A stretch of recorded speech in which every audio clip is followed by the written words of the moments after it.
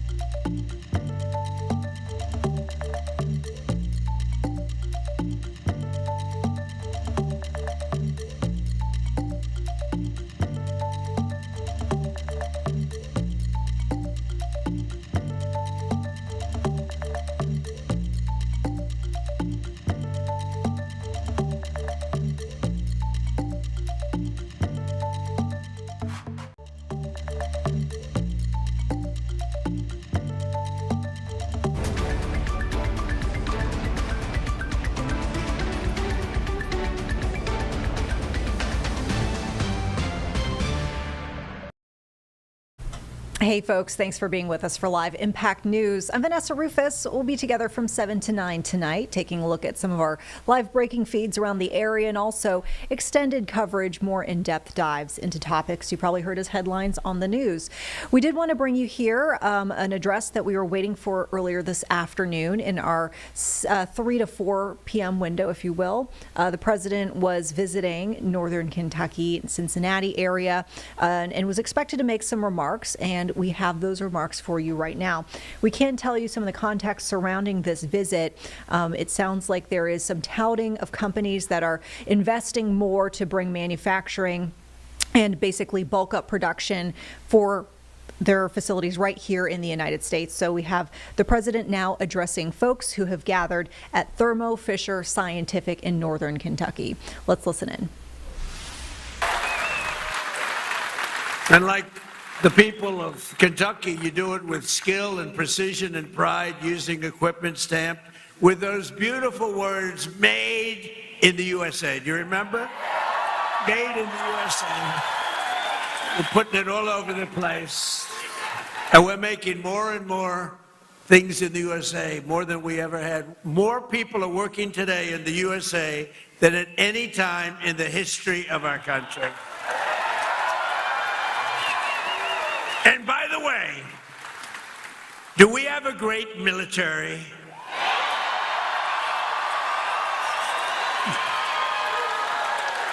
The best. Better than any military in the world by far. I didn't know that we're going to have to be showing it off so much, to be honest with you. I built it. In my first term, we built this military, and I didn't know that we'd have to use it quite as much as we're using it, but we're using it well, and there's no better military. There's nobody even close, so we're very proud of it. So we have in this company 2,600 employees, and they pour out their sweat and their soul into shipping the products America knows and loves, and they're doing more business than they've ever done before.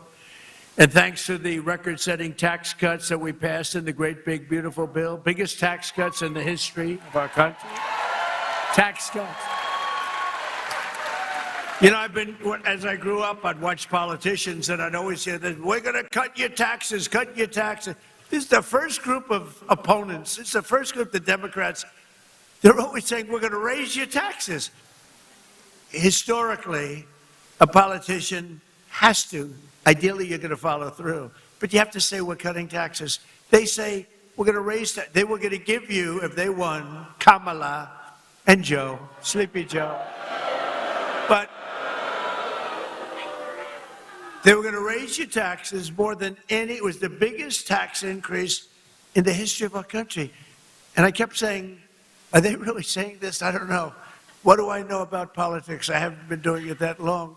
But they were going to give you the biggest tax cut. And now again, the midterms are coming. They want to raise your taxes higher than you've ever had before. We have to win. The midterms are going to be very, very important to keep it going. But thanks to the tax cuts, which are record-setting, we passed the great, big, beautiful bill, and I'm pleased to report that Verse Logistics is investing more than $10 million into expanding its operations this year right here, $10 million. And you're buying brand new tractor trailers and opening up warehouses in 2 additional states, Texas and North Carolina. And that's what it's all about. And that's why we did it. And with the help of our tax cuts, all of those trucks and warehouses and equipment purchases, everything that we're doing, and everything that you see in this country that's being built, you get what's called expensing, meaning a deduction in the first year. 1 year, it's the bit, now to a lot of people. All right, folks, we're going to cut in here for just a moment to bring you a live breaking feed that we're seeing coming into our Live Impact News studio right now. Still trying to get some more information on this, but we are seeing out of South Burlington, Vermont, a group of people protesting a federal immigration operation involving ICE agents. And this is getting a little heated. We saw just a few moments ago some sort of Smoke device, we were kind of unable to confirm just visually exactly what kind of device this was, but we saw a large burst of smoke go into the air and then people running away from the scene, holding their eyes, so potential that this could be some sort of pepper spray situation, but it does appear to be pretty chaotic. Like I said, we're still trying to get info on this, but what we're seeing from our news partners, they're in Burlington, Vermont. This is the South Burlington area. If you're familiar at all, this was surrounding an operation that was happening at a property on Dorset Street, and I'm trying to see if there's more information that our affiliate is providing. Okay, so I'm seeing NBC5, which is our affiliate over there, reporting that emails obtained say the South Burlington High School has moved into what they're calling a secure crisis command. Administrators are saying students and staff are safe. But this scene that you're seeing right here is apparently in close proximity to the school in question. Looks like within the last hour, the news crew here, learned that there was a person who had been detained by officials for fighting. Looks like there were several protesters who were detained as well. And Dorset Street, the scene here you see, and you can probably guess by just looking at these images, this is closed in both directions after what was a partial closure earlier in the afternoon. Our news crew out there is reporting that these protesters throughout the afternoon have been seen shouting at ICE agents, holding signs, and then police, and I'm still trying to kind of get through the relation here to the scene here, but police say they were initially notified of a multi-vehicle crash near 345 Dorset Street just in the morning before 8 o'clock. Officers say when they arrived, they learned ICE agents had tried to arrest someone who lived on this street, and then that person tried to escape from agents.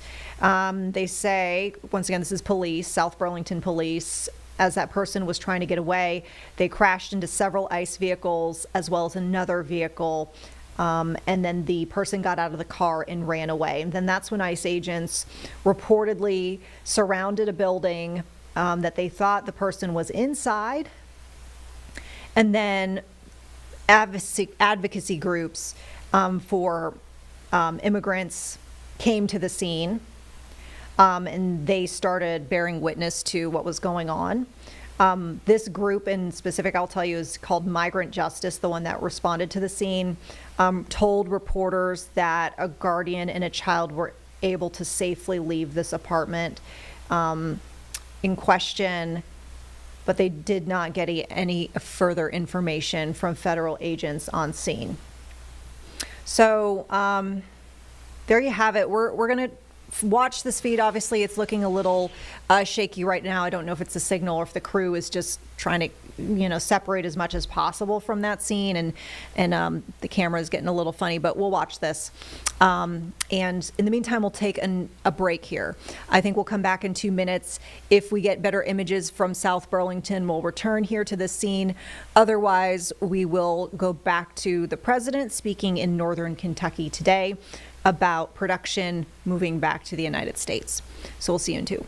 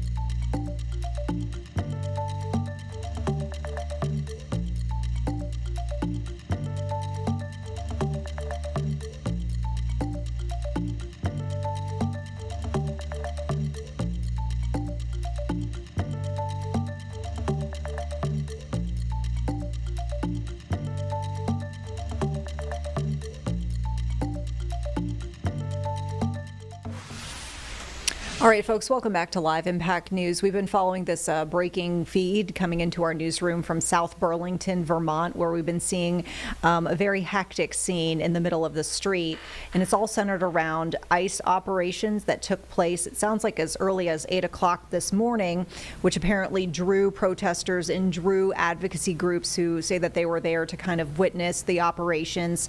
And we saw just a few moments ago here on Live Impact something being deployed by law enforcement or agents of sorts on scene.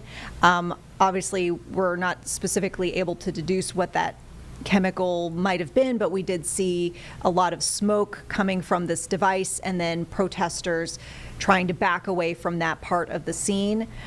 We saw some people holding their eyes, so it is possible that this was some sort of tear gas situation happening. Let's go ahead and get to that scene right now. It looks like things have relatively gotten calmer compared to what we saw in the last several minutes.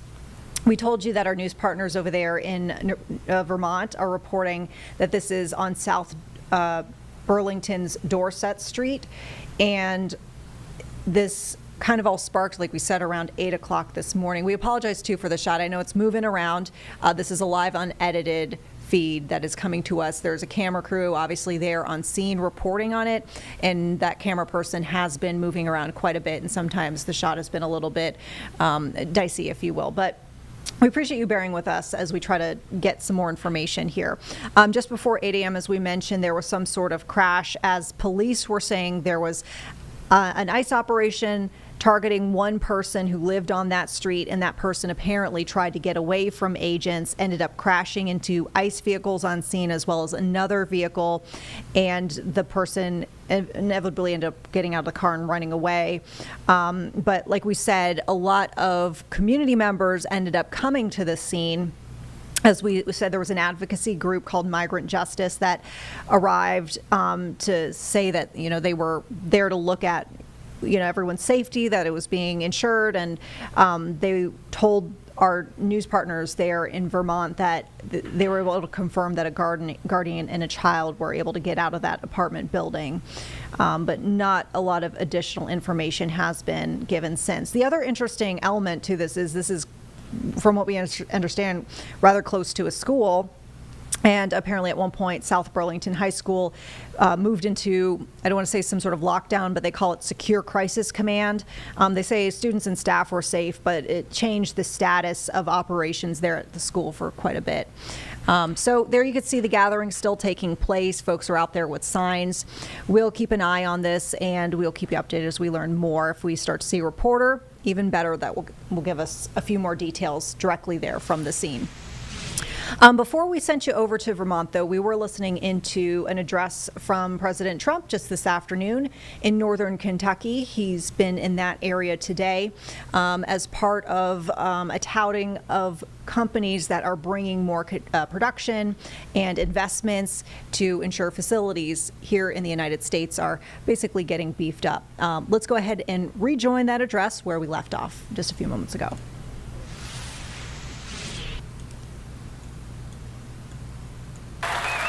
Now we have the hottest country anywhere in the world. This is the hottest country anywhere in the world. Most powerful military. The stock market has set 53 all-time record highs since the election, all time.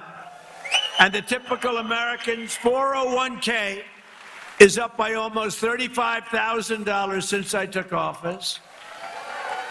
And in 4 years, Joe Biden got less than $1 trillion of new investment into the United States. So think of this, $1 trillion over a period of much less, over a period of 4 years.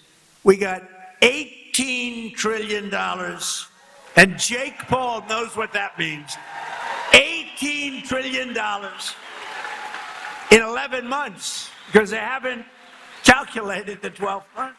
So we have $18 trillion in 11 months. Say in a year, what difference does it make compared to substantially less than $1 trillion in 4 years? You would say they didn't do a good job, Jake.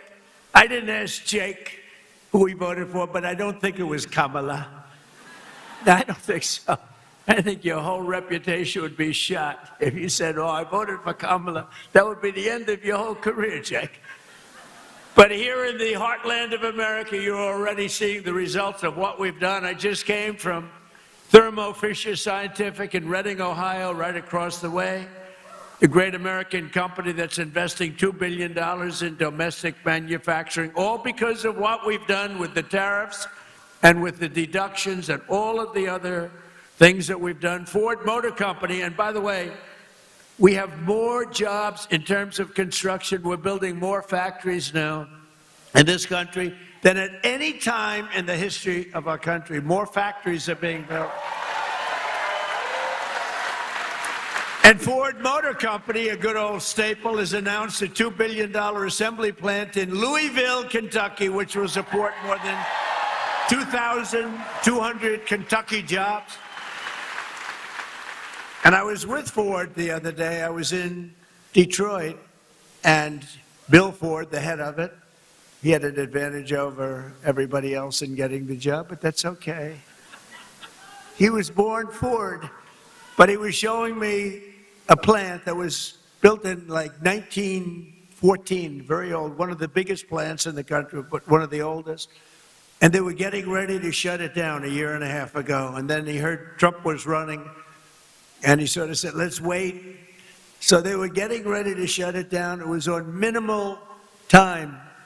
It was just a question of time, but he said, let's wait. And he waited. And they just announced 2 weeks ago that they're now going to run 7 days a week, 24 hours a day, building the Ford 150. A big difference. It's a big difference.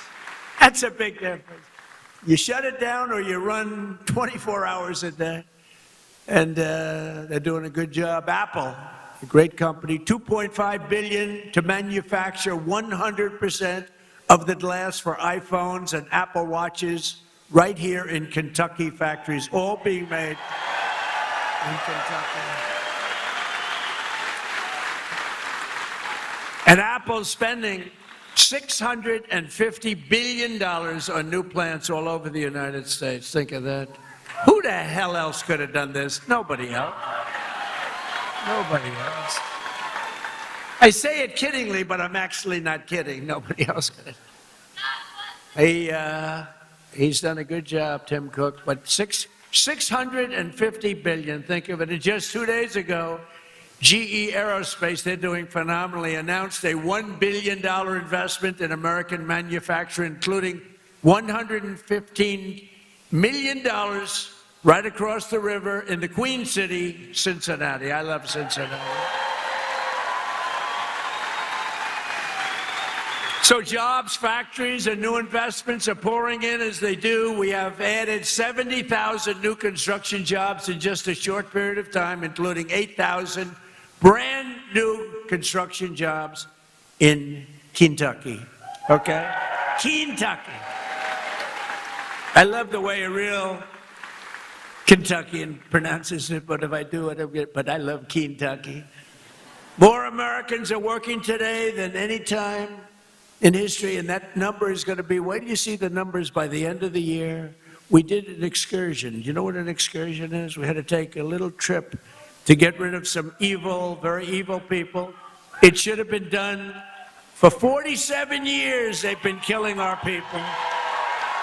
47 years. 47 years.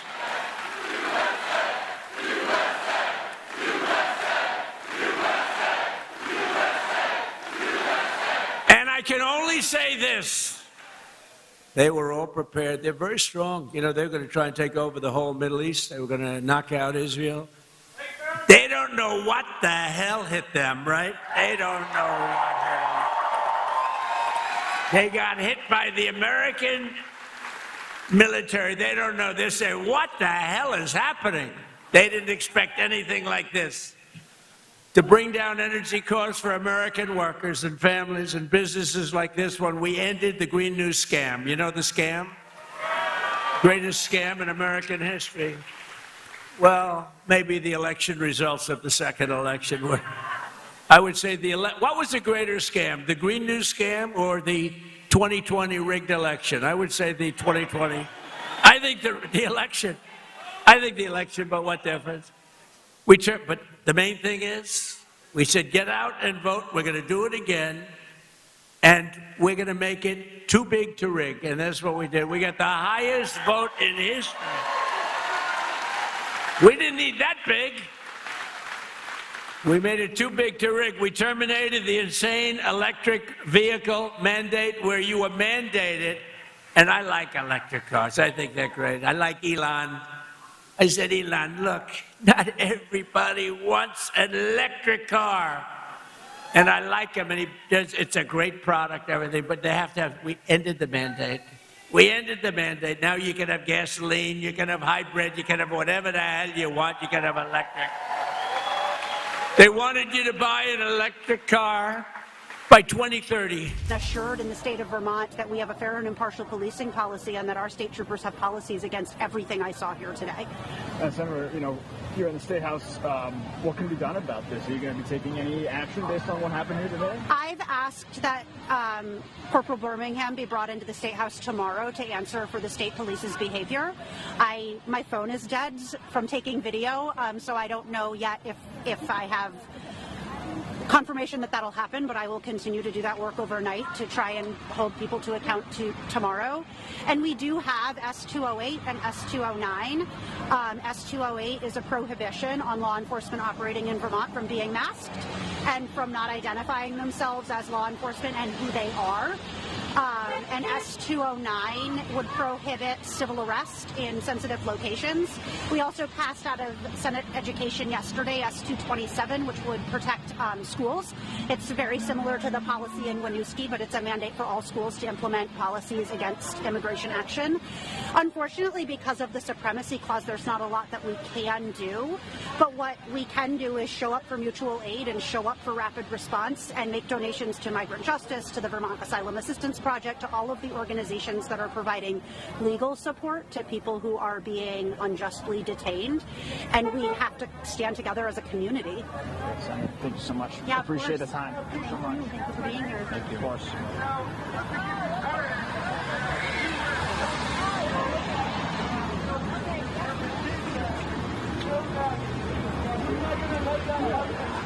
All right, folks, we wiped very quickly over to that South Burlington ICE protest scene just because we saw that woman giving an interview. As you kind of got the gist of by hearing, she was there at that scene, and it sounds like for quite a period of time serving as a witness. She talked about getting various videos of the scene. And as we mentioned several moments ago when we first brought you this feed as breaking news here on Live Impact News, this is related to an earlier ICE operation which started around 8 o'clock in the morning and has since caused a lot of stir in this community to the point where we saw protesters out there, and it looked like there was some sort of crowd control that was happening, and at one point smoke being deployed and folks that were leaving the area holding their eyes like their eyes were burning or in pain of some sort. And we also knew that earlier in the afternoon, according to officials with the high school that's in this area, South Burlington High, they had to move to a secure crisis command status, although they did mention students and staff are safe. Looks like the shot is kind of in flux right now. That photographer has been moving around quite a bit. If we see anything of interest, of course, we'll bring that to you here on Live Impact. We'll take a quick break. We'll return with more of our feeds, including this address from President Trump in northern Kentucky.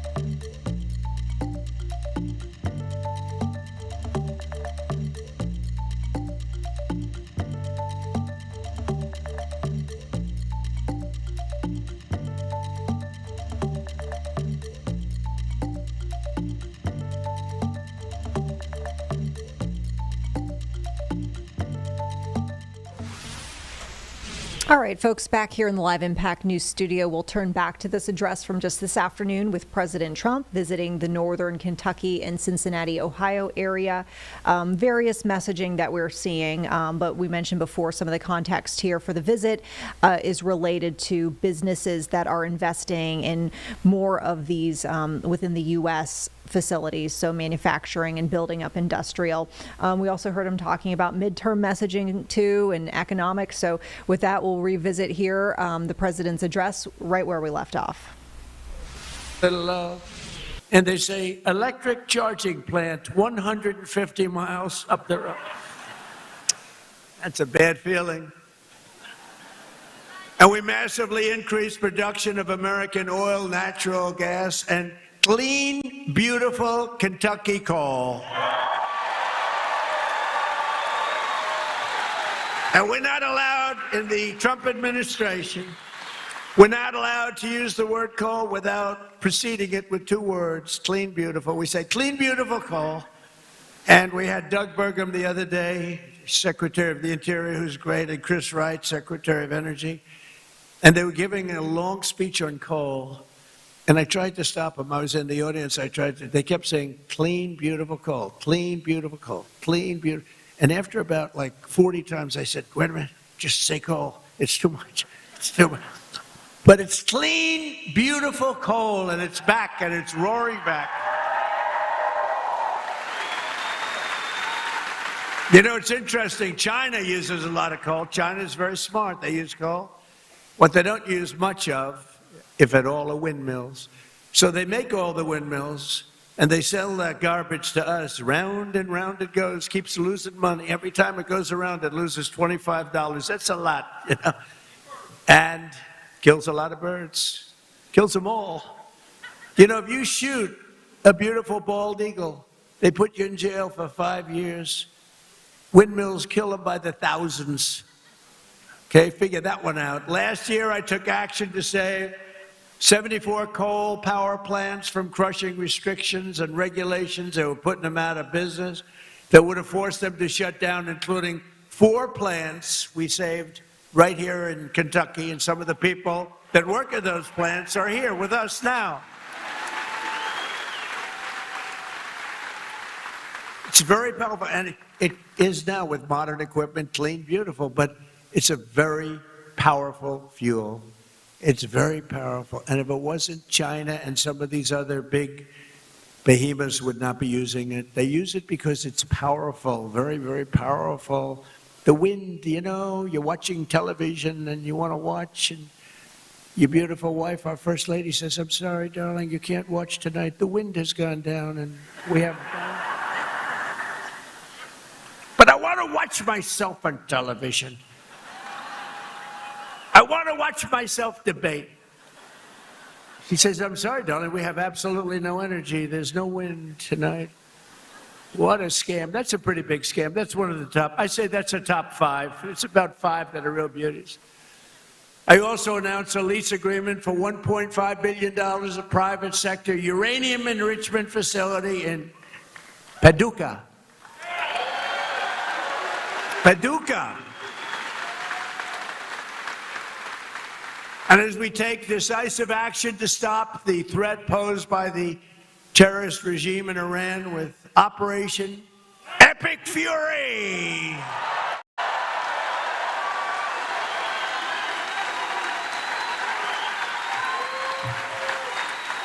Is that a great name? Well, it's only good if you win. You know, you can only do. And we've won. Let me tell you, we've won. You know, you never like to say too early you won. We won. We won the bet. In the first hour, it was over. Oh, we won. But they gave me a list of names at general. Sir, you can pick the name you'd like, sir. I said, the name of what? The name of the attack on Iran, sir. And they gave me like 20 names. And I'm like falling asleep. I didn't like any of them. Then I see Epic Fury. I said, I like that name. I like that name. And my administration, as you know better than anybody, is also working to keep the oil flowing. It's flowing all over. We knocked out, you know, they want to drop some mines. Very friendly people, mines, so boats blow up.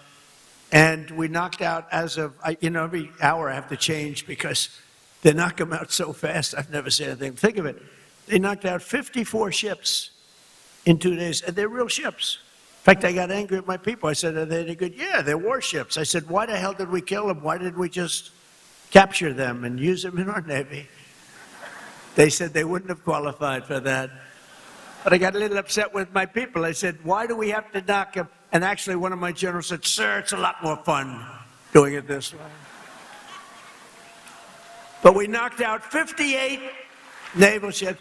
We knocked out their Navy, okay? Let's put it that way. But they also knocked out the mine layers. They call them mine layers. They put mines in the water. Lovely job. Isn't that nice? Blow up ships. And we knocked out 31 of them. And I was very proud of myself. I said, why didn't you use the weapon that we use on the drugs that come in by sea? Do you know that drugs by sea are down 98%?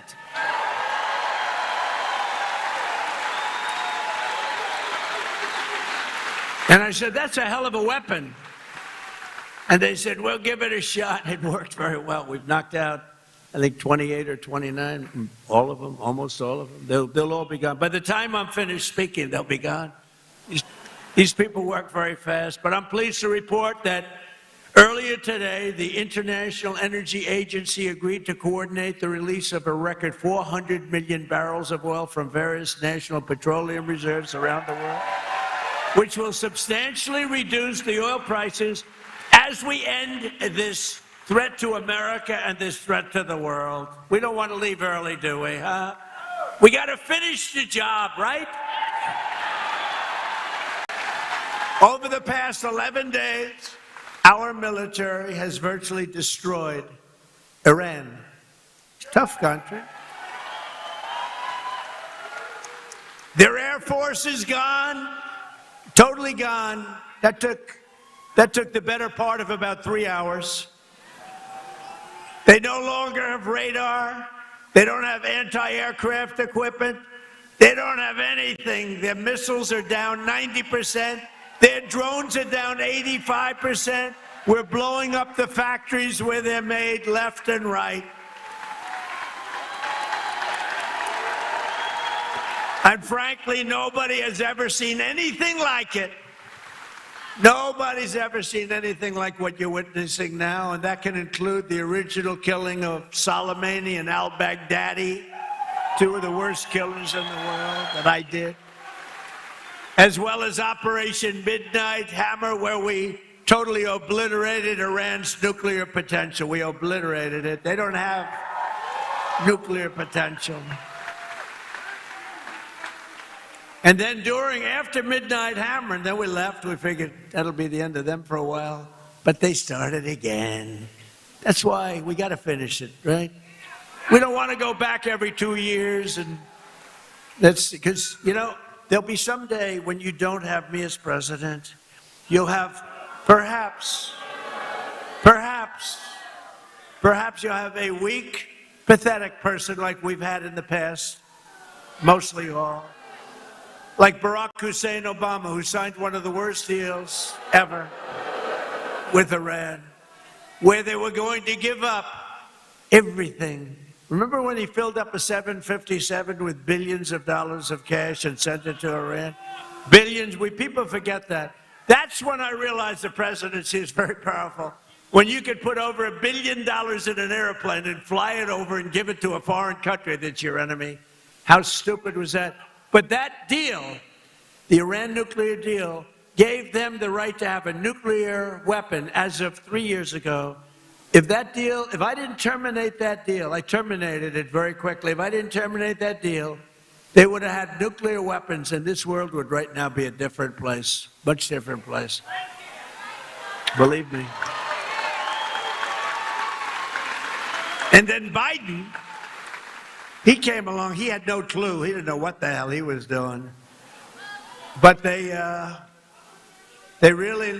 what they did was incredible. Everything they did was wrong. Think of it. Afghanistan, Biden, Afghanistan, the most embarrassing day in the history of our country. Embarrassing. 13 dead, but hundreds and hundreds are dead from, I count both sides, you know, I do. I count both sides, sorry.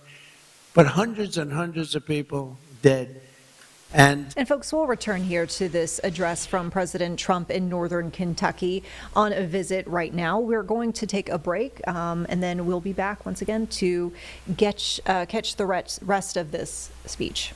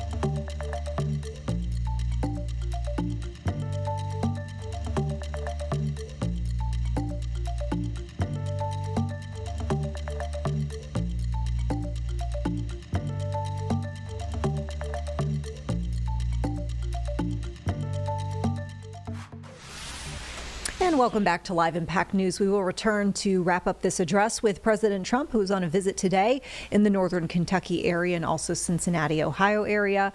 We heard him more recently as we left things off before the break, remarking on Iran. Fled, you know, I hate to even say it. There's no reason. We were in there. I was the one. We're going to get out. We're going to get out with strength and dignity. We're pounding the hell out of them.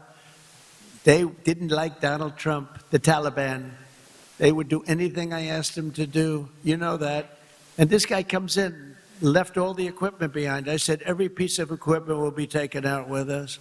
They said, no, it's better to leave the plane. I said, why is it better? Well, I think it's more cost efficient to leave the plane. No. You got a brand new fighter jet, $150 million. You give it a tank of gas, little jet fuel, and you fly it out. They said, sir, I think it's better to leave the plane. These are the exact opposite generals as we have now. Do we love General Raisin Cane? He's great. But oil prices are already coming back down, and it's going to come down, but we're not leaving until that job is finished, and it's going to be very fast. It's going to be very fast, but we're not going to count on having competent presidents. We have to assume we're going to have incompetent ones like the one we had last time that couldn't walk off a stage. Remember? He'd finish with a speech. The speech would last about 2 minutes. People would come out, not many, like 2 people. And he'd be finished with the speech, and then he could never find his way off the platform. He'd look around over here. There's so many stairs. Like I have 4 sets of stairs on this platform. Usually they have at least that. He couldn't find, or walking up Air Force One. Now, I know the problem with this, it can happen. You could slip. I could slip. I came downstairs today that was soaking wet. You know, it's a little rainy today. And I have steel stairs, and I'm saying, hey. But I do it very slowly. I grab that thing because nobody cares if you set a speed record. The only thing I admired about Barack Hussein Obama, which was nothing actually, but the only thing is the way he bobbed down. Remember, he'd bob. Hey, you talk about unpresidential. He's bobbing, and I couldn't believe that he made it without at least a noticeable major fall. But Biden was the opposite. Biden couldn't even walk up the stairs. He fell 3 times walking up the. And the world watches that and they don't like seeing it, although they actually do like seeing it because they say, what the hell is going on? Or when he fell at the Air Force Academy, right? And the general was standing there, could have caught him, but he didn't want to drop the paper that he's holding in his hand. So Biden went down for the count. Now, we have a country now that's respected, and we don't play games, and we have the greatest military, and it's so nice to see. It's so nice to see. And they want to get back in office for the midterms, and you can't let them. Did you see that they went to Munich, right? You saw that, right? You saw Gavin Newsom. He admitted that Gavin Newsom. So I think his career is over, okay? Let's get off the teleprompter. Do you mind if I get off the teleprompter for a couple of minutes? Because this is, I have these great speechwriters. I drive them crazy because half of the time I'm not. But Gavin Newsom, in an interview,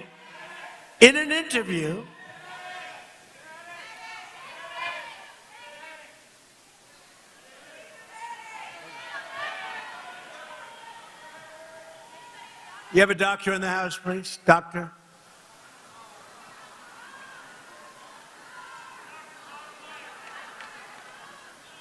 Yeah, take your time, please.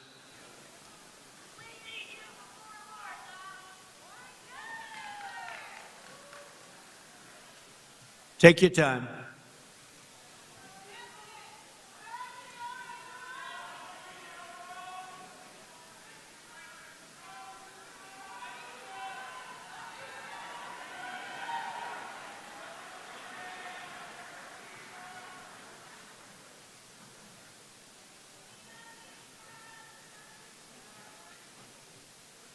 We have all the time. These are great people. They wait so long, hours and hours. They're great people, right? We have all the time, right?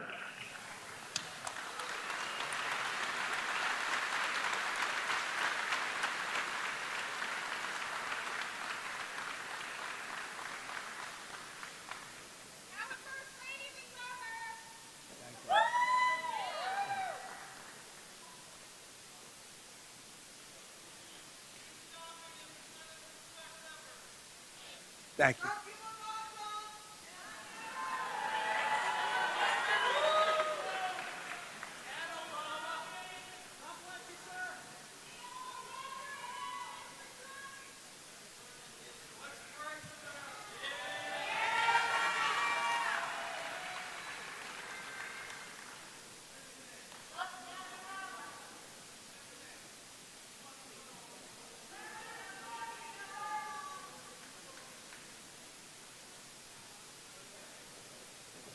First responders are incredible, by the way.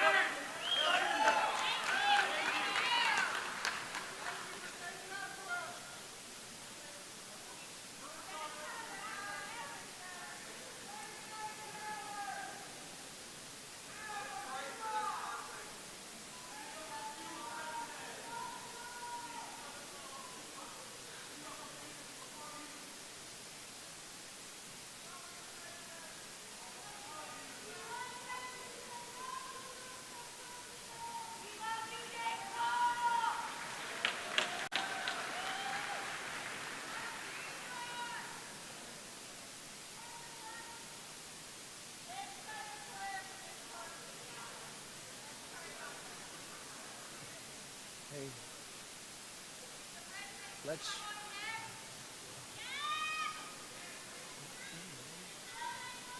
Want to play a song?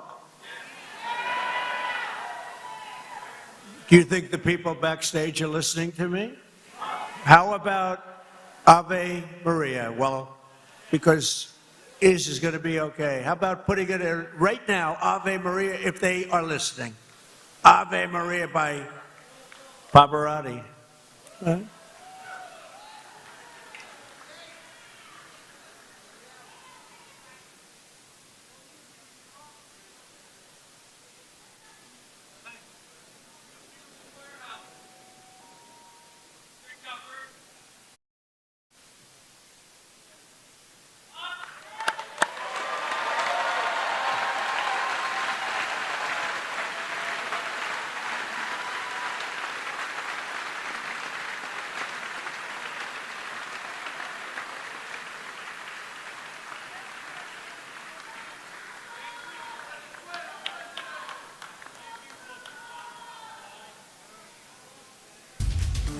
No Navy, they've got no Air Very Force. briefly, just want to let you know we're pivoting to relatively recent remarks from President Trump. This was just moments ago after arriving back in D.C.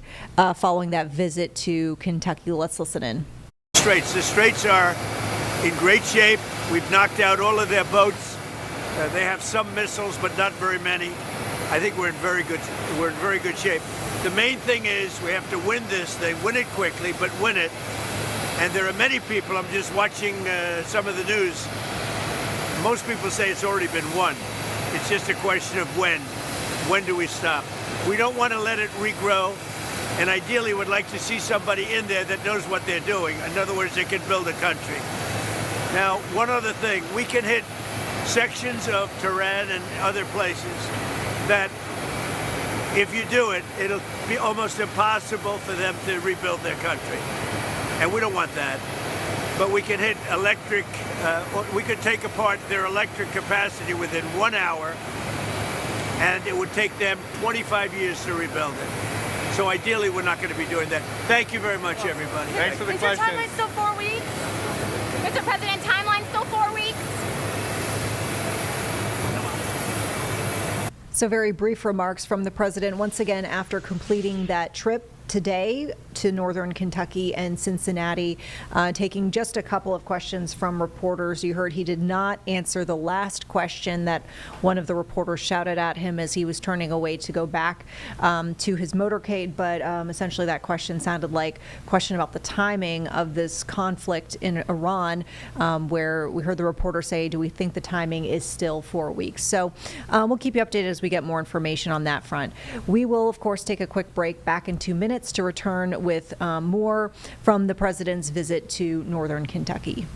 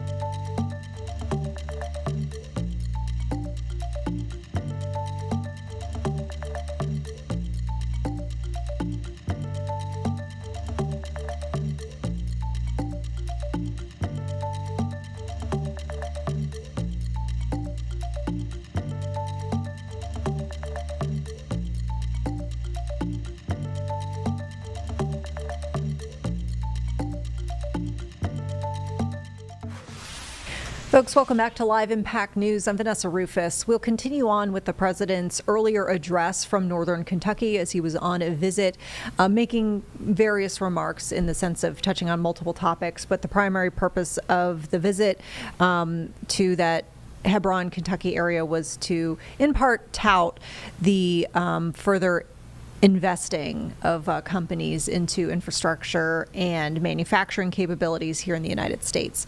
You might remember right when we picked up with the breaking address of reporters over at Joint Base Andrews, we were watching during the president's remarks in Kentucky, someone in the crowd being attended to after collapsing. So we're going to rejoin there just as that person was getting assistance.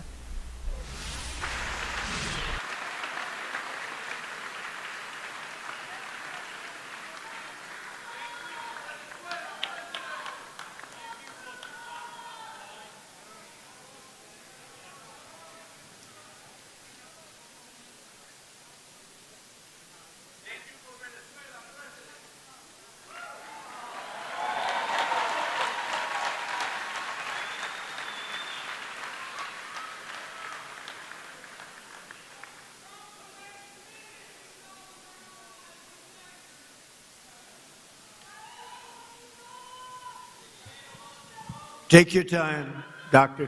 Take your time. She looks great. She looks great.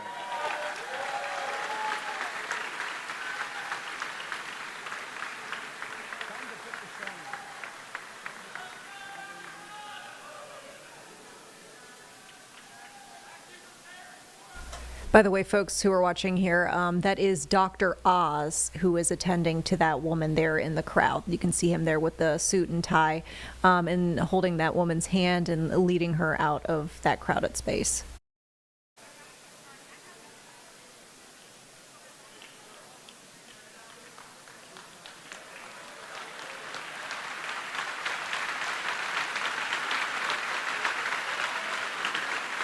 It's Dr. Oz. Can you believe it?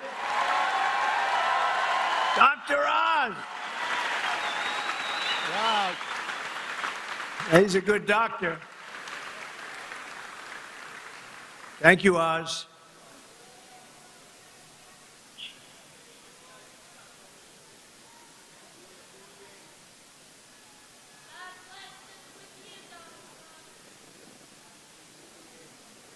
Thank you, everybody. Great job. Thank you.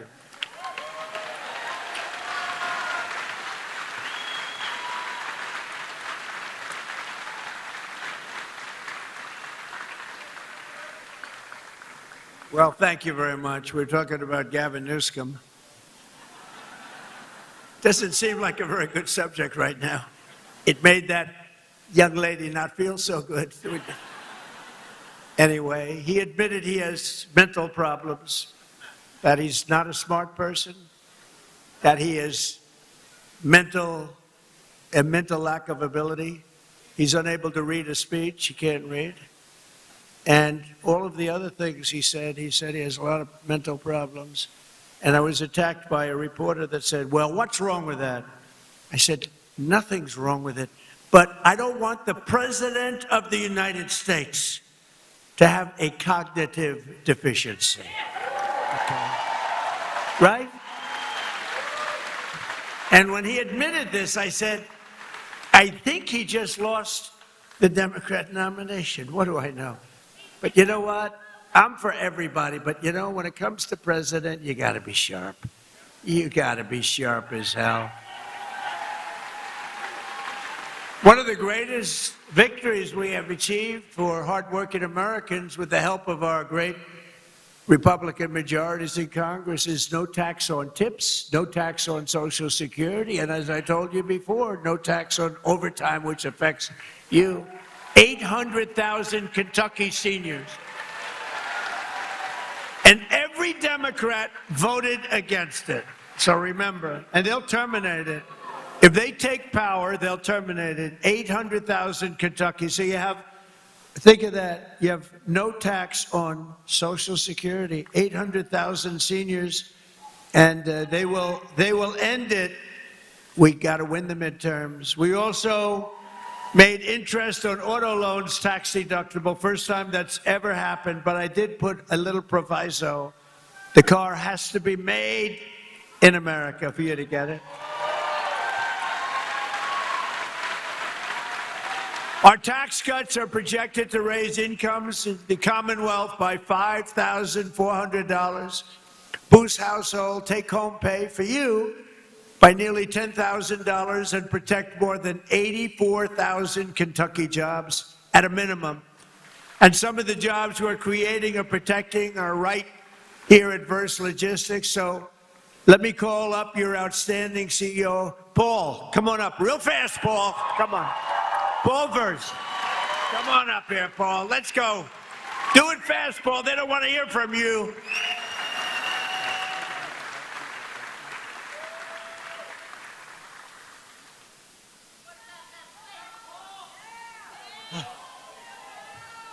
I wish I could have gone before him, Mr. President. Thank you, President Trump. Thank you for allowing me an opportunity to share our experiences, how your economic policies and the one big, beautiful bill have positively impacted our employees, company, and family. As mentioned in your earlier comments, the no tax on overtime will greatly benefit our employees, producing an average of $1,400 additional take-home pay per year per person.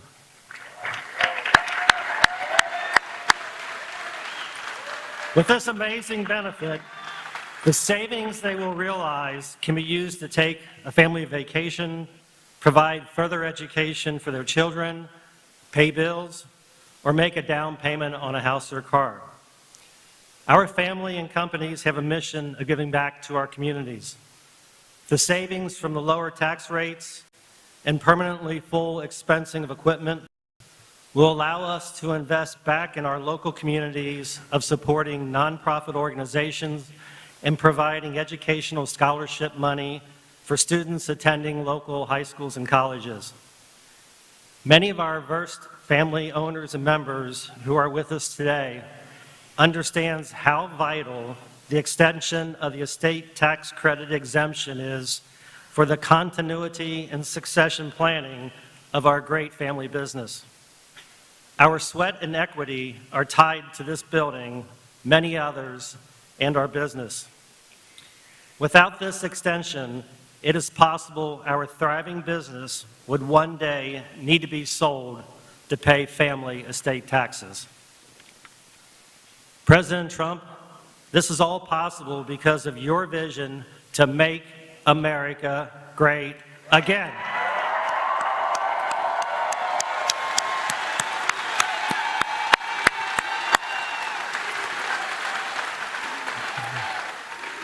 On behalf of our family, company, and employees, we want to take this opportunity to welcome you to Northern Kentucky and the Cincinnati region.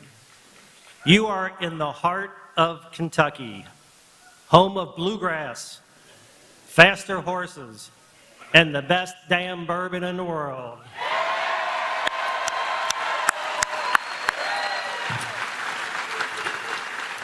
You are in Trump country right now.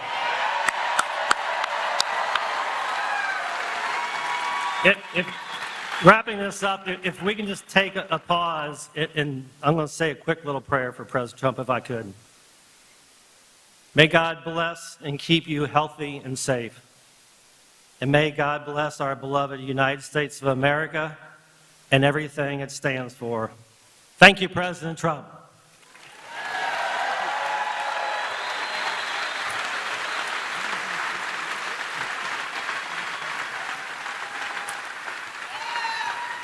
Thank you, Paul. Wow, he did a good job. You think that's easy to do? That's not easy. Oftentimes I'll say to the head of a company, please come up and say, no, I don't want to do it. Very good. Thank you very much. Thank you for the prayer. Also with us today is Sammy Biddle, who works at the restaurant and bar in nearby Newport, Kentucky. All right, so folks, that is a large portion of President Trump's address in northern Kentucky today.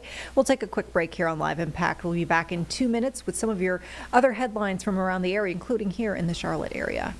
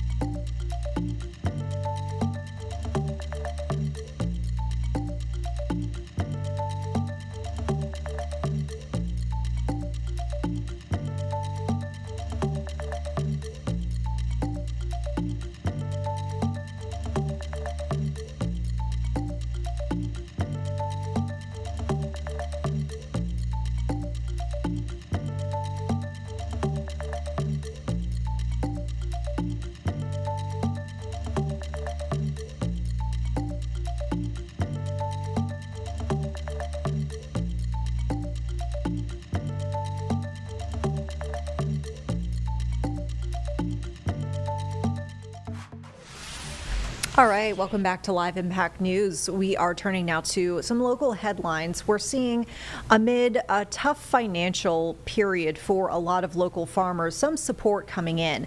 A little context before we get to this interview that our Autumn Bracey did with a local farmer named Trish Thompson, who is with Pollen Peddlers Apiary, so essentially a beekeeper.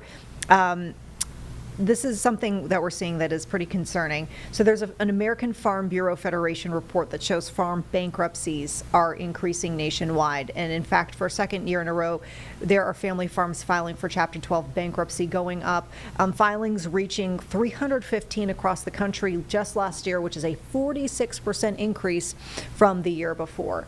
But we're seeing a couple of farmers in Union County getting some grants from the state that is meant to support them during this tough time. Let's listen in right now to our chat with Trish Thompson, once again, a beekeeper. My name is Trish Thompson, TRISH-THUMPSON. Okay, and who do you represent? I represent Pollen Peddlers Apiary and Union County Beekeepers Association. Okay, for those that don't know, tell me about your business. Sure. Pollen Peddlers Apiary started about 8 years ago in Union County. And we started with just 4 or 5 colonies, and eventually we grew to 150. And so we thought it was just going to be a hobby, but beekeeping is one of those things where the more you learn, the more you don't know. So we have decided that this is our full-time job now. There's a huge need in the community for knowledgeable beekeepers, for educating the community and educating new beekeepers. And so our purpose is to help people with better genetics, provide bees, queens, and knowledge, not just in beekeeping, but also in apitherapy. Okay, perfect. Farms, generally, they are having a major decline across the country. Talk about, how critical it is for you to have this business in Union County. Sure. So we pollinate over 90 acres of farmland, agricultural land in Union County. This is really a huge thing because pollination with the bees makes better crops. It makes a better ecosystem. And if we don't have the bees, then we don't have the crops. So for us, we are supportive of our farmers, and that includes, our blueberry, blackberry, strawberry, even just overall the corn. Even though bees don't directly pollinate, it creates an ecosystem that is more beneficial to all the pollinators. How critical is it that you feel like your business is being invested in with this grant you've earned? So this grant is enormous for us. Beekeeping has quite the monetary introduction. So if you want to start beekeeping, it is rather expensive, and losses of bees over the years are very hard on beekeepers. We're showing across the United States, I'm sure you've heard, we've got higher losses than we've ever had. And so when you lose that, that's really a critical thing. So for our community, getting this grant means that we can spend more time working on the genetics, working on fighting the pest and disease that caused this collapse of the bees, and we can be better in our community so we can provide better bees. What are some challenges people at home may not know about the farming industry in general that's causing there to be such a collapse? What are things that people don't know? So some of the things are pesticides. Pesticides are huge, and herbicides. Even though herbicides don't directly impact our pollinators, they do impact their gut, which creates a setting for them to not thrive. Pesticides are a huge deal with the bees. If it kills ants at your house, it kills bees. One bee goes to a dandelion that's been treated and brings it back to the colony, and the whole colony is affected. Spraying a field without any knowledge of bees being there and the drift from pesticides can kill all the colonies in fields. So we have a decline in the bees, one from pesticides use, and two because there are pests that are actually specific to the honeybee that we as beekeepers are fighting. It's no longer easy just to keep bees in your backyard. Now you really have to have knowledge of how to keep them healthy and safe, because we have a varroa mite which multiplies greatly in the colony and causes 21 different viruses right now for the bees. So keeping them stress-free, healthy is important in our community. This grant means that I can focus, or we as pollen peddlers can focus on the health of our honeybees and educating the community and providing products from the hive that are safe, that are effective, and that can enhance other people's lives. Perfect. Is it heartbreaking to see some of the other farmers and some of the other aspects of the industry not getting the support they need? Like, talk about challenges people deal with. The challenges in farming are people just aren't aware of what it takes to farm. Whether it's beekeeping or raising cattle or raising food for us to eat, people don't understand it's a 7 days a week, 24-hour job. And it takes a lot of education. It's just not throwing some seeds out or having a few cows. The education level is massive on keeping these animals and these agricultural products alive. So we need the community to support us even more by understanding where their food sources come from and what it takes to actually make these things happen. Okay, perfect. You did great. Let me get a 2-shot of us, okay? Okay, you sure? Because I felt stupid. No. Okay. All right, and you can check out Autumn's full article on our website, WCNC.com, and inside our WCNC Charlotte mobile app. When we return here after this 2-minute break, we are going to get a preview of a big event this weekend. I know it's not officially St. Patrick's Day this weekend, but we do have the parade on Saturday and all of the festivities, so we'll have that for you, a look with some of the organizers in just 2 minutes.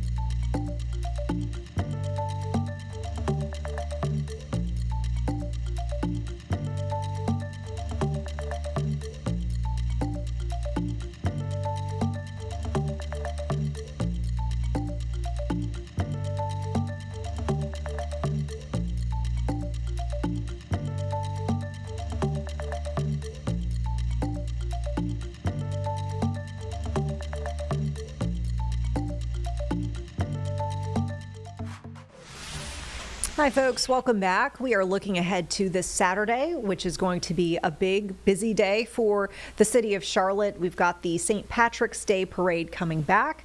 And once again, that is Saturday, March 14th. Parade is going to be around the midday hours, so from 11 to 1 p.m. And the whole festival actually runs from 10 until 7 at night. We're going to learn more now from the organizers, which gave us a briefing just several hours ago. Hello, this Saturday, March 14th, we'll be celebrating St. Patrick's Day with thousands of our friends and neighbors in Uptown for the Charlotte St. Patrick's Day Parade and Festival. The parade steps off on Tryon Street on 9th Street and continues down Tryon to 3rd Street where our festival will begin. The festival is open from 10 a.m. to 7 p.m. This year, our parade has over 1,500 marchers, 27 floats, 5 marching bands, and 2 pipe bands, and a very deserving Grand Marshal. Our festival has a stage jam-packed with music and entertainment throughout the entire day. This event is for the whole family, so please bring your children and any of your neighbors. Our all-volunteer organization has worked tirelessly for the past 12 months to make this event possible. What you will enjoy this weekend is not the work of a large national event company or consulting firm. It is a labor of love by a small nonprofit, generous sponsors, community advertisers, local donors, and over 140 unpaid volunteers who have dedicated their time and resources to ensure we can grow this celebration every year. We rely on the support of the community to nourish us as we look towards the future. We're very excited to have all of you this weekend, so please mark your calendars. There's a couple different places to park all throughout Uptown. I would also recommend taking advantage of the light rail. It's a great way to get into Charlotte, not have to find parking. So I'm going to talk a little bit about our Grand Marshal for 2026. Sandra Connick grew up in Cork, Ireland, and began her dance journey at the age of 4 under the guidance of her mother in the Hassan School, which is probably not correctly pronounced, Hassan School in Cork. In 1992, she moved to Charlotte, North Carolina, and got straight to work, strengthening the Irish community in the region. She founded the first Irish dancing school in the state, the Connick School of Irish Dance. She also joined the Irish Society of Charlotte, acting as treasurer and board member for several years. Over the years, Sandra's students have achieved success both nationally and internationally in solo and team competitions. Teaching countless children and watching them grow into adults has been a great pleasure for Sandra, and Irish dancing has allowed her to build lasting friendships around the world. Sandra is a fully accredited Irish dance teacher and adjudicator, registered with the Irish Dancing Commission in Dublin, Ireland, where she previously also served as treasurer. She currently serves as chairperson of the organization, the oldest and largest governing body for competitive Irish step dancing in the world. For more than 90 years, it has set the global standard for Irish dance. Sandra is also an active member of the Southern Region branch of the Irish Dancing Teachers Association of North America, and has previously served as vice president and treasurer for both the national organization and the Southern Region. Outside of the dance studio, Charlotte Mecklenburg Schools has utilized Sandra's teaching expertise in programs designed to incorporate cultural enrichment into the middle school curriculum. She has also worked extensively with the Roman Catholic Diocese of Charlotte Catholic Schools and served as lecturer on Irish dance at the University of North Carolina at Charlotte. On behalf of the Charlotte St. Patrick's Day Committee, it is my honor to introduce the 2026 Charlotte St. Patrick's Day Grand Marshal, Sandra Connick.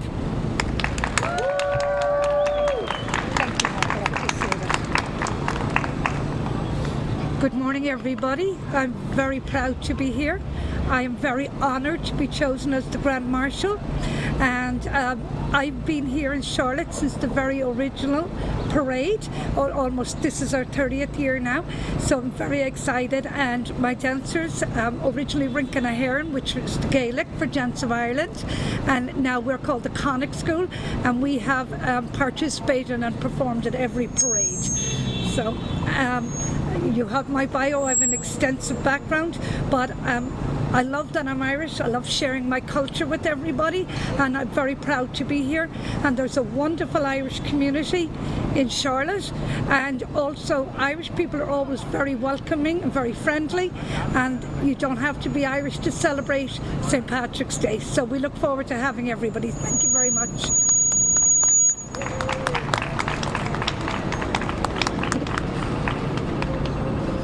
Thank you guys very much. Why don't you guys come in here? We got a few questions for you. Okay. I'll go with Sandra. There we go. So, Michael, actually, you've mentioned a lot about. Michael, you've mentioned a lot that it's all volunteers that put this together, that, you know, you're going to work after this. If someone wanted to get involved past just being an audience member at the parade, if they wanted to help volunteer, where can they find more information? Yeah, our committee is expanding every year. If you go to the Charlotte, our committee is expanding every year. We love additional assistance. If you or anybody that you know thinks that they can add and help us grow, go to our website, charlottestpats.com. We'd love to have an email from you, and we'd love to have your help. All right, I got a question for Sandra. Besides the fact that I want to learn how to do some of those awesome dance moves. You're very welcome. Men are a great amount. Not this one. I'm telling you right now, two left feet. I can teach anybody. All right, let's do it. Let's have a lesson. I'll give you a lesson. So my question to you is, with your rich Irish heritage, what is your favorite part of this parade? It's the celebration. It's the fact that we celebrate through our dance and our music, and it's the friendships. And I say that to my dancers all the time. It is not about the competition, it's about the journey. It's about all the time you spend with your friends, you celebrate the dance, the music, you come to festivals just as this, and we're just very proud to be Irish at this time. Thank you. Sorry. So I'd like to take just a minute to talk about our festival. It's something exciting that we have from both the city of Charlotte and the state of North Carolina. So Rory, if you don't mind coming up, saying a few words. We have a wonderful festival planned for you this year. 4 incredible schools of Irish dance and 4 incredible bands for this festival. And I'd also like to thank the city of Charlotte for the proclamation from Vi Lyles, our mayor, proclaiming or acknowledging this year's parade, and then also this year from our governor Josh Stein, acknowledging this year's parade and commemorating it and celebrating Irish culture with us. So everyone is welcome to the festival.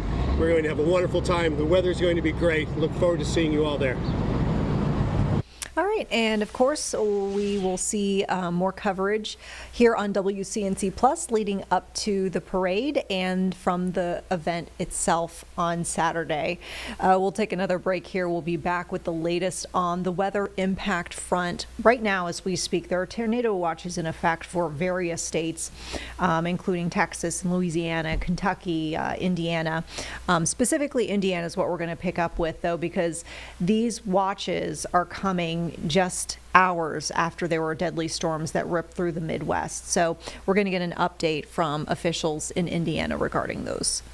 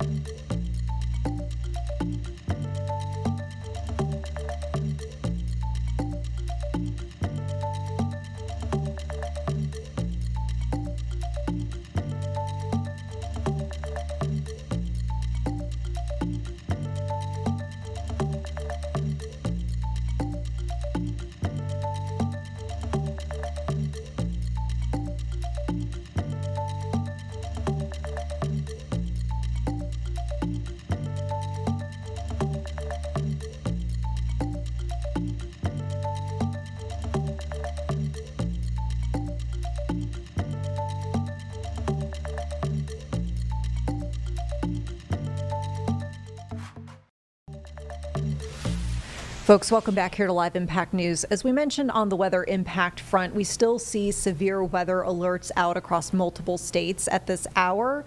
And this is coming after there were already deadly impacts in the Midwest. Right now, we're getting an update from Indiana officials. They shared more about these deadly storms. And you're going to hear first from Indiana State Police. Let's listen in. Our incident commander will go into more further detail. Is a secondary search is conducted, search and rescue effort is conducted, and those responders go into the same areas and double check the scene, the houses, structures that were damaged, looking for other survivors, injured, or deceased. I can thankfully say that no other injuries or deceased were located, so that is one positive thing that we can say today. So what happened all day today is 235 individual structures were identified. Of those structures, 106 had damage. So they actually would walk up to homes that, homes, structures, buildings, offices, whatever. 106 had damage. 32 of those structures were destroyed. 32 of those structures had major damage, but they were still upright. 24 had minor damage, and 18, as Department of Homeland Security classifies it as affected. Those were just the buildings that were inspected today. Many, many more homes have been damaged, and that are not in this number. So it's well above 235, it's well above 106. Those are the buildings that were inspected today, as the incident commander will say, we're in the direct path of this tornado when it was on the ground. So there's other buildings that, the winds, not necessarily from the tornado itself, but the winds and everything that sustained damage, other trees that are falling. So there are other residences and buildings and businesses that do have damage that are not in this stat today. So these are relatively conservative numbers. There were 7 hazmat incidents identified. The definition of a hazmat incident would be anything from a propane tank that was damaged in the storm to gas leaking to diesel leaking. So those 7 had to be handled as well and secured. 4 areas couldn't be accessed due to blocked roads and had to be navigated by foot, or we could not access them at all due to NIPSCO not allowing first responder or searchers to go in due to it being unsafe. So that slowed down efforts quite a bit as well. So I do have some statistics from NIPSCO. They were gracious enough to be a part of this today, and they are here on the grounds, and we're a large part, extremely important part of this activity today. And it's going to continue for the next several days. 11,088 folks were affected and without power. That's not in Newton County. That is to include Newton County, Jasper County, and Stark County.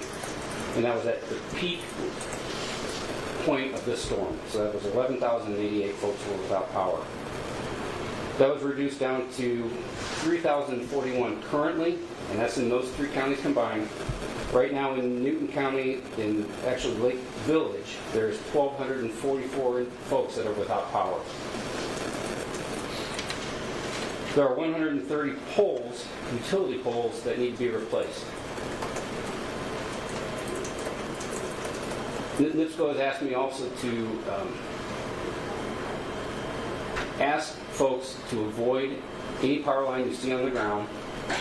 You always assume that that is a live wire. Never assume that it's safe. You may see a car drive over a wire. Always assume that that wire is live. Do not go near it. They recommend 30 feet as the minimum amount of distance to be away from a power line. So please avoid that. I also wanted to share for folks their website.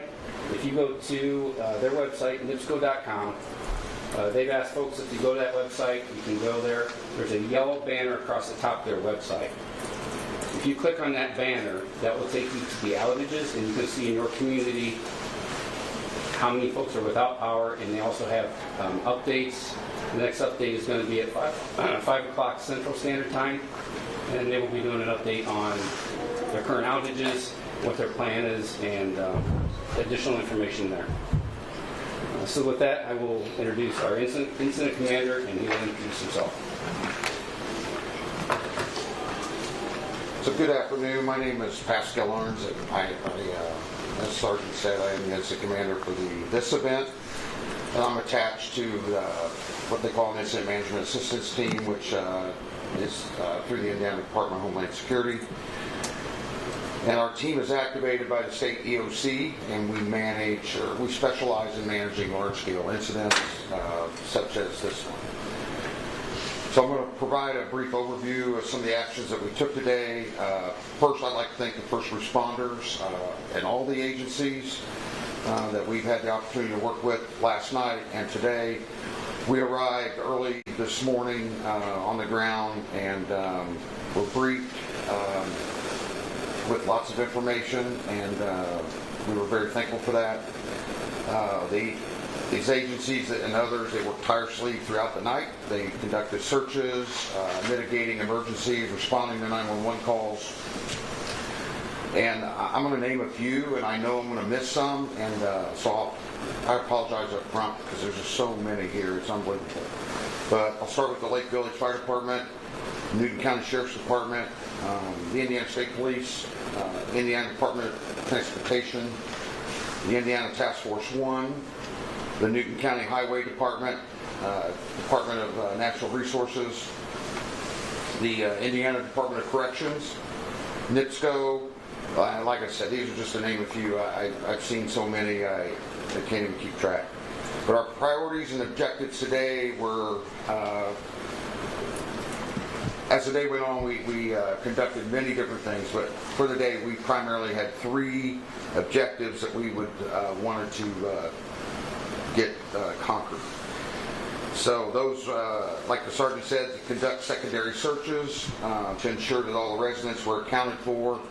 These searches were conducted by primarily Indiana Task Force 1, so we're thankful for them coming in and to help us out with those.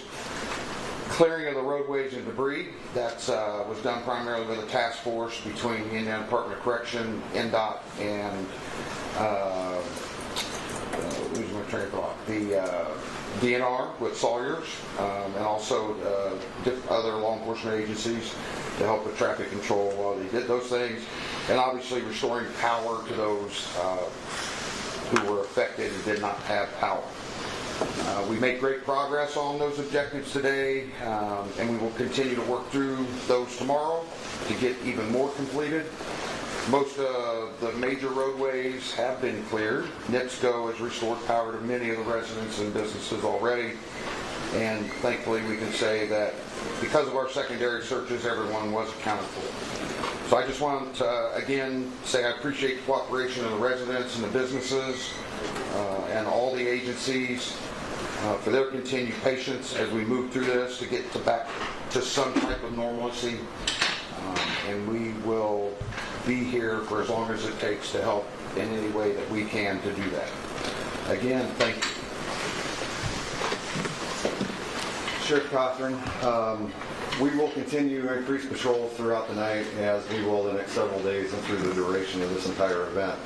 I'm going to speak more so directly to our residents.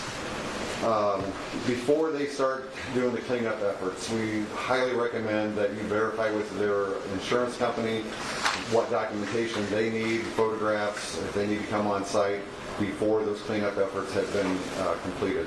So please verify with your insurance company what they need.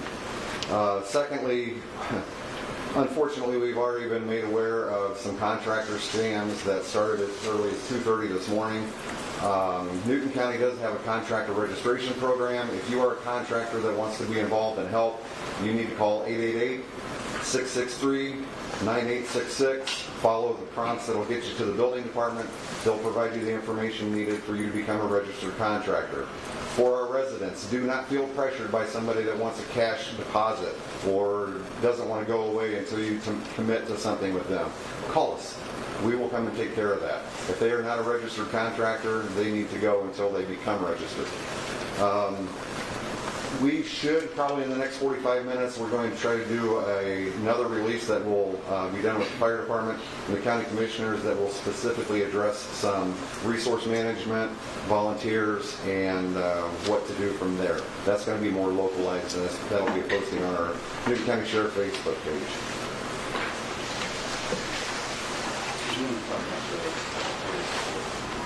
Yeah, I mean, we're just overwhelmed. There's two different buildings here at Lake Township for the old firehouse, if you will. It's now the community center, and the new firehouse. And both of them are just stacked with the donations from toiletries to water to food. The outpouring of support has been heartwarming. With that, we'll open it up to questions. Is the number of injured, we had heard 10, has that increased? No, that stayed the same. So 10 injured. And then the two who did not survive, we had heard from some residents that it may have been an elderly couple asleep in their bed together. I don't know if you can give any details on that. I'm not going to speculate on what they were doing prior to their death, but yeah, it was, we did confirm that this morning, the sheriff did, that it was an elderly couple that passed. Is there an approximate land area on how much has been damaged in the last 24 hours? So between here, the Illinois state line, to where this finally stopped in Stark County, you're talking probably, we talked earlier this morning, 60 miles? Yeah, all the way east. Yeah. All the way as you go east. Here in Newton County, what would you guess? I mean, About 4.5 miles here in Newton County. So this tornado was up and down, as it caused destruction to our state in these three counties in particular.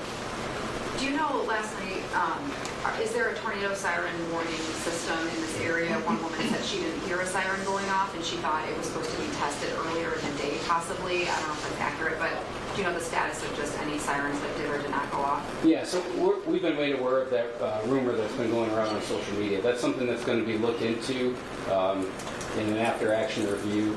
We're aware of that same comment that's gone out there.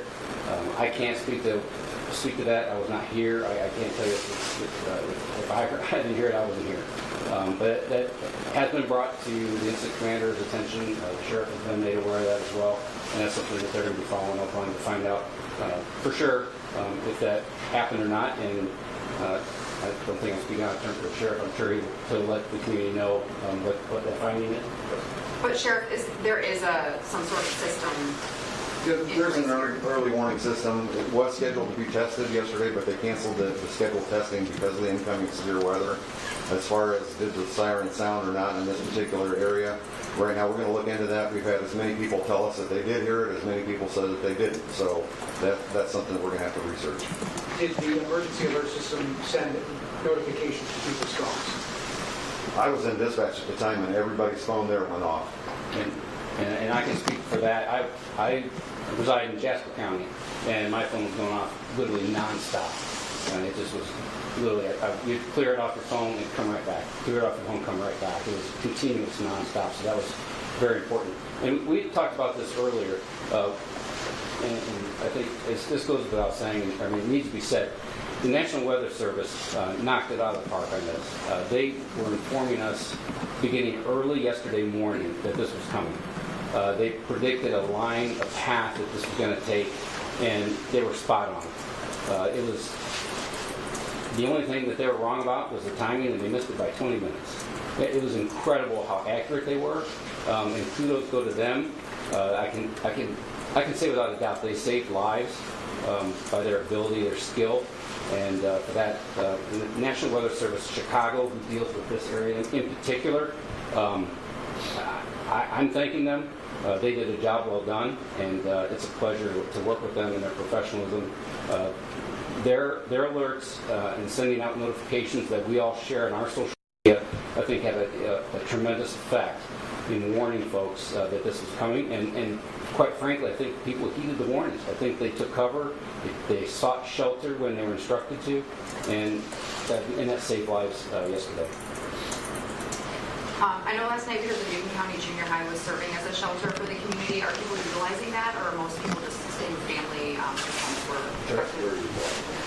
They are utilizing the high school. That will remain for a few days yet. The school system said they were waiting to see if the roads were going to be clear before deciding whether to open tomorrow. Do you know if they're opening tomorrow yet? I can't speak for the school system. Is there any specific areas people should avoid that are just simply too dangerous? Not to be overly blunt, avoid any area that you shouldn't be at. Don't go out looking around to see what the damages are. There's so many pictures and videos posted on social media. You don't need to come see it. So, yeah, the answer is avoid the areas that you shouldn't be in. Anything specifically first responders, but also people who lost everything today? What was the question? Is there anything specifically that law enforcement needs right now and people who lost everything over the last 24 hours? I think we're going to address that closer to the next 45 minutes when we talk about needs and donations. Anything else? Thanks for coming, and we appreciate y'all being here. Thank you. Do you have any other briefing planned for like tomorrow, or just so we can let our stations know? I think we don't have any plans for anything. Okay. If something pops up or we learn something that you folks are going to want to know about, we'll definitely let you know. We don't have any plans for anything. I can guarantee that the sheriff is going to be continuing his posts on Facebook, interacting with the community, letting them know updates on what's going on. I don't see that ending anytime soon. He's doing a great job with that. So yeah. Afterwards, I do have a picture here of the houses that were searched and secured, and you can take a look at this and you'll be able to see the path this took. You're welcome to come up and see this afterwards. All right. Okay, thank you. Sorry. I'm just going to shut this off of your right. All right, folks, and we'll take another break here on Live Impact News. We'll return with the latest on the South Carolina measles cases. We've got, of course, that upstate outbreak we've been monitoring for the past several months. It does appear to be slowing down, but we're going to hear from South Carolina health officials on specifically what they're seeing.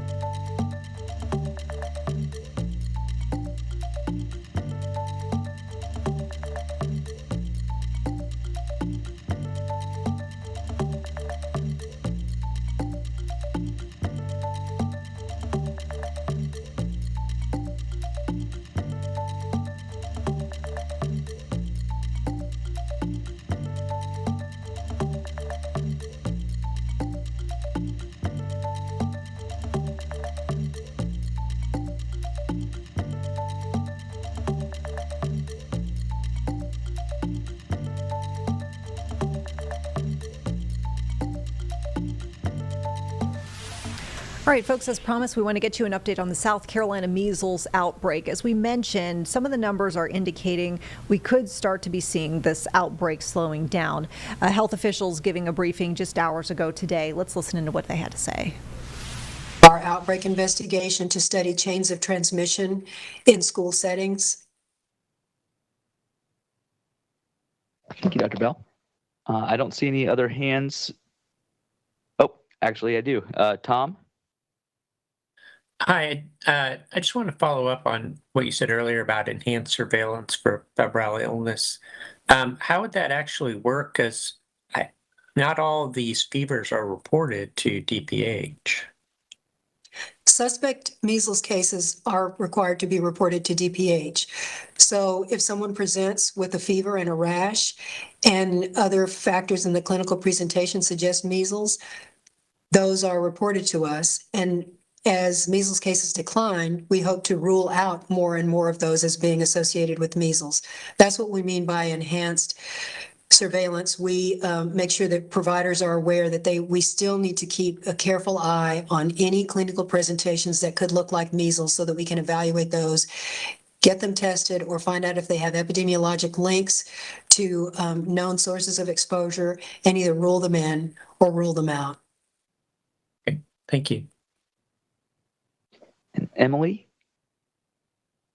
Hi, yes. Thanks, Dr. Bell, for doing this. I was just wondering, I know you have expressed some concern with schools letting out for spring break about there, being another increase in cases, but are you fairly encouraged at this point now that many weeks have gone past and you've reported, 10 cases or fewer, that this outbreak is slowing down?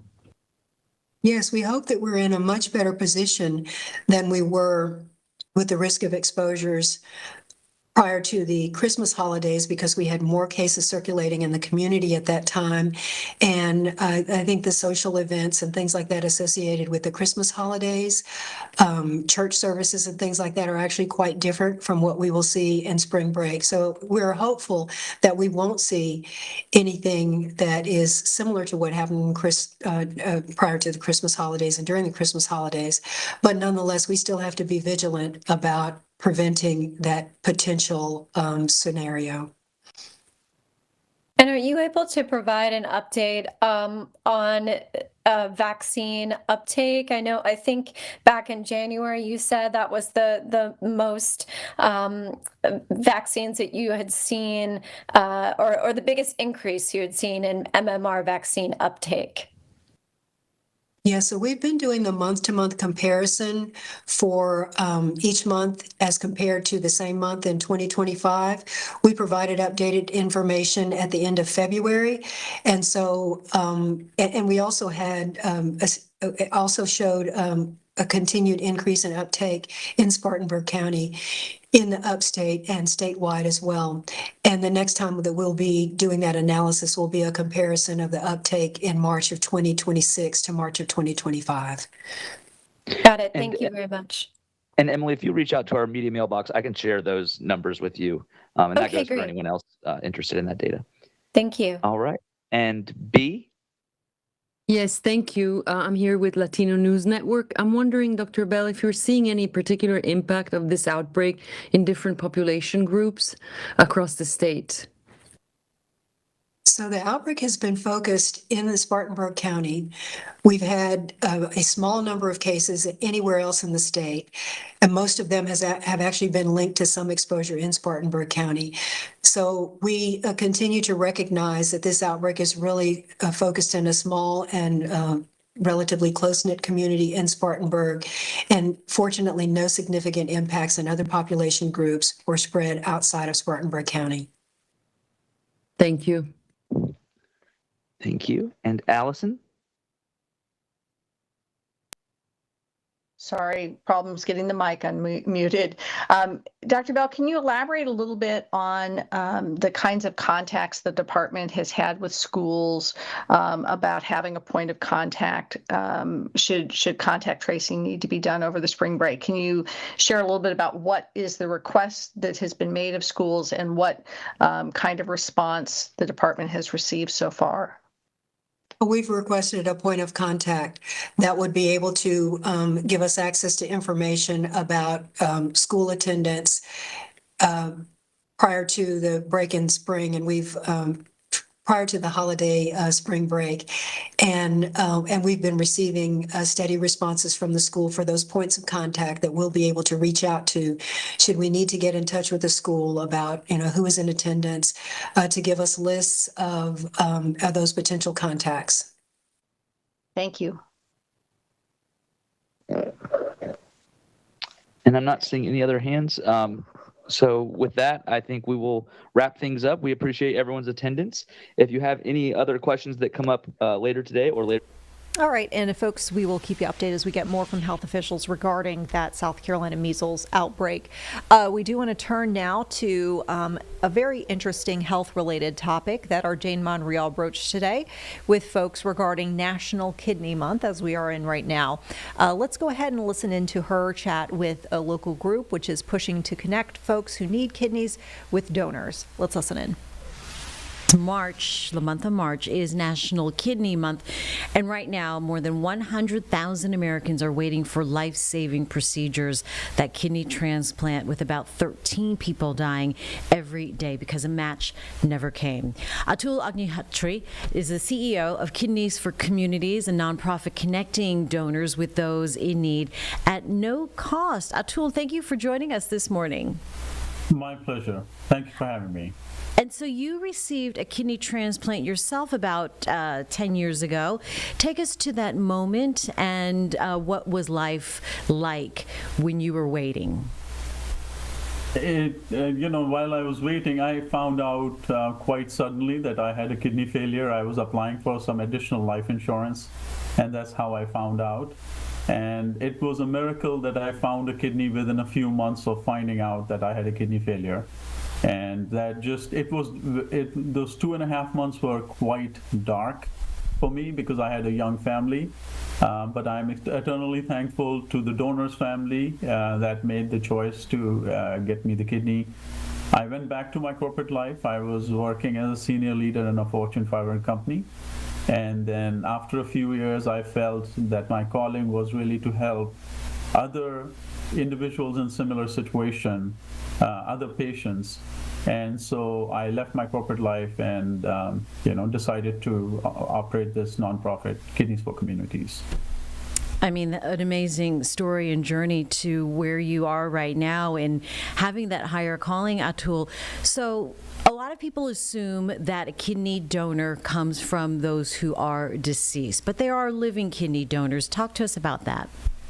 Yes, I think, again, to appreciate either families that are making decisions to donate kidneys upon death or organs upon death, as well as living kidney donors, both are equally important because there's a severe shortage of kidneys. There's 100,000 people waiting for a kidney donation on a kidney wait list right now. They will wait 5 to 7 years, during which time half of them would either die or would be too sick to be transplanted. So it's very important that any kind of donations coming our way, but living kidney donation tends to last about twice as long as a deceased kidney and has better outcomes. Also, when you donate a kidney while you're alive, you live the life of knowing that you have saved some individual, saved another human being. It's not, I would not make any light of this donation. You have 2 kidneys, and science has shown that one can live a very normal, productive, normal life with 1 kidney. My dad was a donor, and he lived till the age of 95. Oh, wow. So, yeah. Yeah, so that just shows you it is quite possible. It says here 90% of people with kidney disease don't even know they have it. And your own experience, you didn't know you were having kidney failure. What are the warning signs and what did you experience? The funny thing is I've always been quite athletic, and so I was very careful, with my diet and body and everything, and I had a global role, so I had never really felt any difference, and that's one of the common things that we keep hearing from other patients is that the disease kind of just creeps on you. In some cases, you have swelling, you have fatigue, you have, your complexion changes and you start getting darker spots. But you start getting higher blood pressure. But in my case, there was none of those indications. I was traveling around the world and having a normal life, and I had a young family that I was enjoying, so it was quite a shock. And so talk to us about Kidneys for Communities. How does your nonprofit work, and what is the community-based model like? So we've studied the data quite extensively. We wanted to be an organization that creates direct impact on the number of kidney transplants in the country.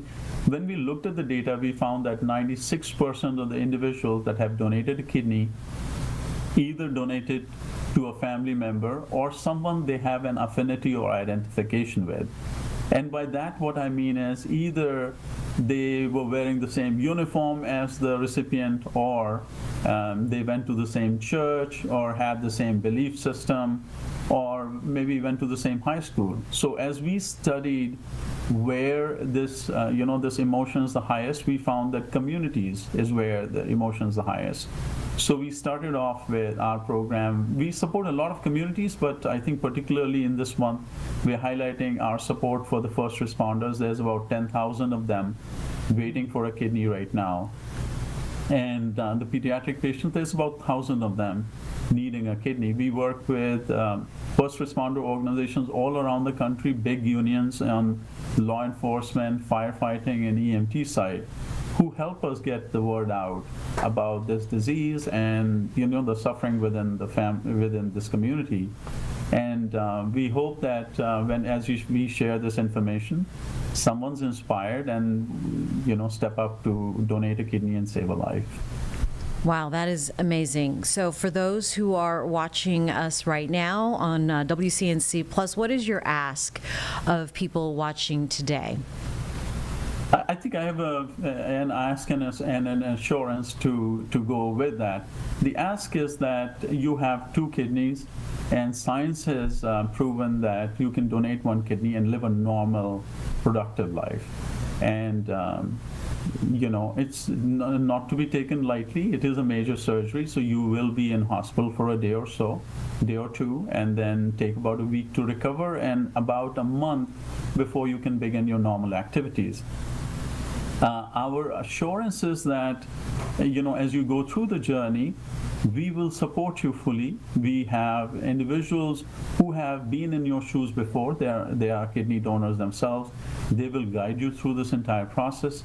We will make sure that your costs, out-of-pocket costs, like travel cost or pet care, child care, adult care, or let's say if you have loss of wages, that these are covered for you during the process. So any financial constraints, any guidance, any support that we can give, we will extend that fully to you. All you need to do is go to our website, www.kidneysforcommunities.org, and press on Become a Donor button. Atul, amazing story, and it sounds like you're doing amazing work with Kidneys for Communities. Knowing at least 2 people who are recipients of living donor kidneys, I can also be a witness to those who are on both donor and donoree, that they are both living very high quality lives. So thank you for the conversation. Appreciate you this morning. Jane, thanks for getting the word out. Of course. Thanks. Take care. And folks, here our time with Live Impact News is about to come to a close for the evening. As always, we hope that you stay around and enjoy the rest of our programming in the evening here, of course, leading up to our 11 o'clock news on WCNC Plus. We do want to mention in our next hour, we have a special investigation from a lot of our news partners from around the nation working on ways to keep you safer on the roadways.